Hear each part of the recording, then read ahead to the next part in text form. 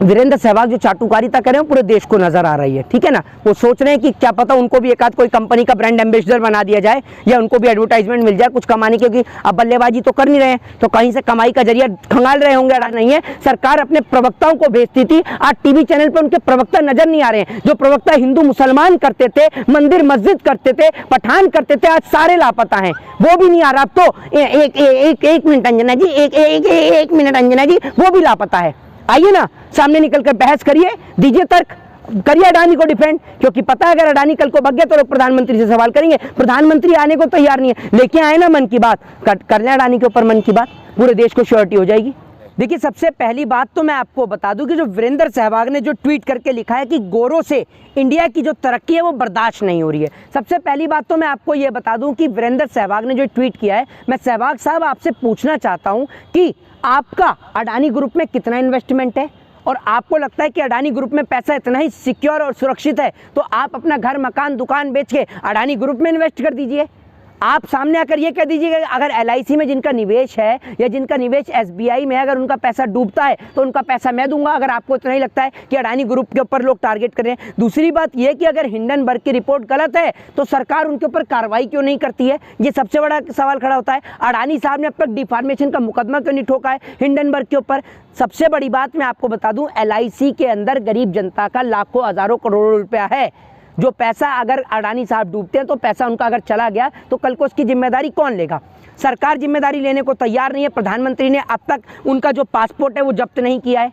कल को अगर अडानी साहब देश छोड़ के भग गए तो उसकी जिम्मेदारी कौन लेगा। मैं आपसे पूछना चाहता हूं पत्रकार, मेरा जो सवाल है वो बहुत तर्क भरा है। मैं आपसे ये पूछना चाहता हूं कि इससे पहले विजय माल्या 9,000 करोड़ लेकर भाग गया, नीरव मोदी 4,000 करोड़ से ज़्यादा लेकर भाग गया, क्या हुआ? सरकार ने आज तक कुछ कर लिया?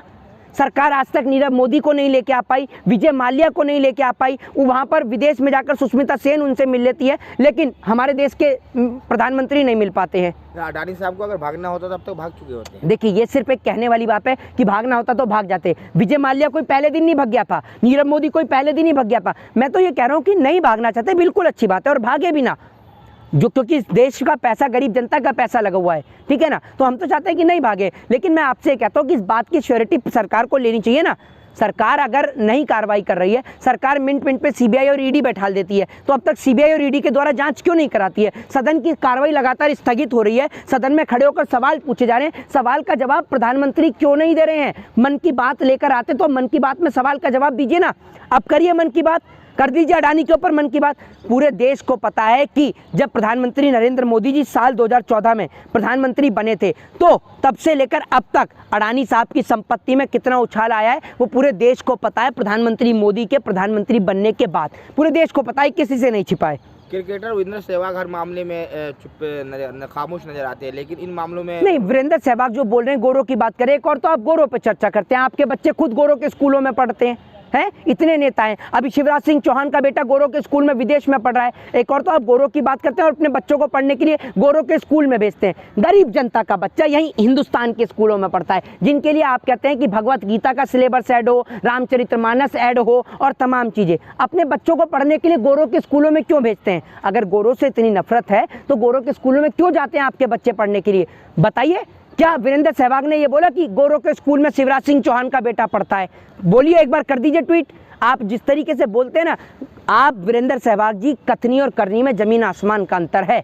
आपके कहने से या बोलने से कुछ नहीं होता है। जिन लोगों के पैसे लगे हुए हैं, जिन लोगों का पैसा LIC में इन्वेस्ट है, SBI में इन्वेस्ट है या अडानी साहब के ग्रुप्स में उनके शेयर्स में इन्वेस्ट है, उनसे जाकर पूछिए। और आपको अगर इतनी उनके ऊपर श्योरिटी है तो आप गारंटी ले लीजिए एक बार उनकी।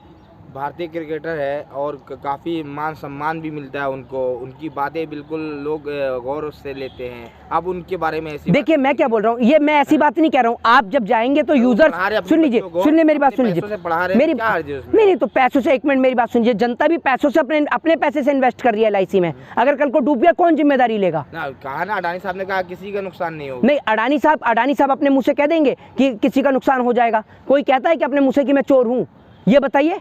कल को अगर विजय माल्या भगाता तो विजय माल्या बता के भगाता, नीरव मोदी बता के भगाता, मेहुल चोकसी भगा के भगाता क्या? ये बताइए। पंजाब नेशनल बैंक को लूट गया कोई आंध्रा बैंक को खाली कर गया है। आप ये एक बात मुझे बताइए, अडानी साहब ने सितंबर 2022 के अंदर अपनी 2 सीमेंट कंपनियों को गिरवी रखा था। पता है आपको उसकी वैल्यू कितनी थी? 10.25 खरब में अडानी साहब ने अपनी 2 सीमेंट कंपनियों को गिरवी रखा था। इससे पहले राज्यसभा के अंदर आम आदमी पार्टी के सांसद संजय सिंह खड़े होकर बोलते कि अडानी साहब के ऊपर 2 लाख करोड़ रुपए से ज्यादा का कर्जा है। सरकार ने उस सवाल का आज तक जवाब नहीं दिया। क्यों नहीं दिया? पूरा देश अडानी साहब के ऊपर जानना चाहता है। सरकार बोलने को तैयार नहीं है। सरकार अपने प्रवक्ताओं को भेजती थी, आज टीवी चैनल पर उनके प्रवक्ता नजर नहीं आ रहे हैं। जो प्रवक्ता हिंदू मुसलमान करते थे, मंदिर मस्जिद करते थे, पठान करते थे, आज सारे लापता हैं। वो भी नहीं आ रहा। अब तो एक मिनट अंजना जी, एक मिनट अंजना जी, वो भी लापता है। आइए ना, सामने निकलकर बहस करिए, दीजिए तर्क, करिए अडानी को डिफेंड, क्योंकि पता है अगर अडानी कल को भग गया तो लोग प्रधानमंत्री से सवाल करेंगे। प्रधानमंत्री आने को तैयार नहीं है। लेके आए ना मन की बात, कर लें अडानी के ऊपर मन की बात, पूरे देश को श्योरिटी हो जाएगी। अडानी साहब बर्बाद हुए तो देश बर्बाद हो जाएगा, उनको सपोर्ट क्यों? करना चाहिए। भाई आप एक मिनट, देश कैसे बर्बाद हो जाएगा? देश कैसे बर्बाद हो जाएगा? अडानी डूब रहा है, देश नहीं डूब रहा है। तो व्यवस्था नहीं खराब होगा। नहीं तो अडानी से और अर्थव्यवस्था का क्या लेना देना? कहने का मतलब आपका यह है कि सरकार ने सारा पैसा अडानी को दे दिया है। इस बात में कुछ गलत भी नहीं है, बिल्कुल राइट है आप इस बात के लिए। अडानी साहब के ऊपर जितना कर्जा है, टोटल कर्जे में से 38% कर्जा भारतीय बैंकों का है। आप ये सीधे तौर पर समझ लीजिए। तो LIC या SBI भी खतरे में अब? क्यों नहीं है? पूरा खुलेआम सबको पता है, क्योंकि मैं आपको बताता हूँ, मेरे पास में पूरा डाटा है और मैं आपको उस चीज़ को पूरा क्लियर तौर पे बताता हूँ। LIC के ऊपर गौतम अडानी का मैं आपको बताऊँ तो टोटल 30,127 करोड़ रुपए का कर्जा है LIC का।